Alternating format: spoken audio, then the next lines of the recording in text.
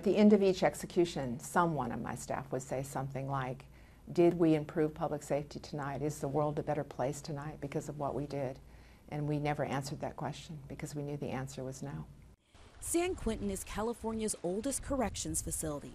Originally designed to hold 68 murderers bound for execution, today it houses more than 700 death row inmates. 13 executions have been carried out in the Golden State since 1978.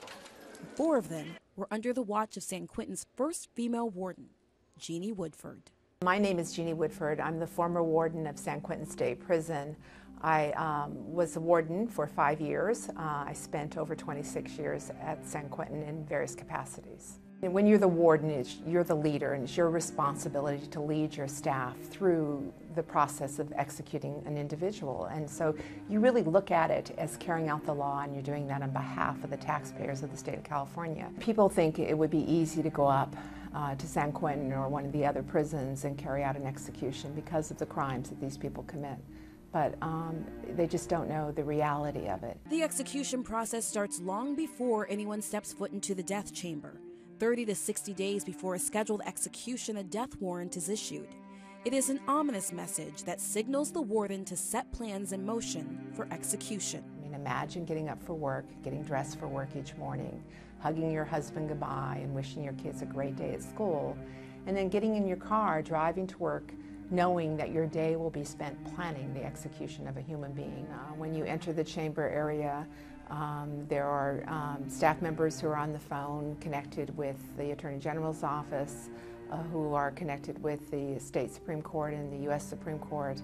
And the warden says, are there any issues pending before the court that would prevent this execution from going forward?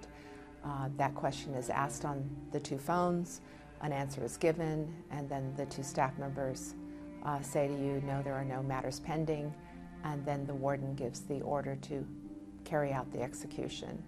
Time is running out for 2-time convicted killer Robert Lee Massey, but that is the way he wanted it. Massey will be put to death by lethal injection at 1 minute past midnight. In the case of Robert Massey, it was my responsibility to check with him frequently to determine whether he was doing okay and whether he planned to continue with the execution, all the way up to the moment that the execution started. Quite honestly, I would have been relieved if he had said that he had decided to proceed with his appeal. For Woodford, the criminal justice system would work better without the death penalty, an institution she says is irreparably broken. Of the 4 executions, you know, what I saw were people who we were carrying out an execution 25, 26 years after the crime. They were older guys. They could barely walk, at least 3 of them.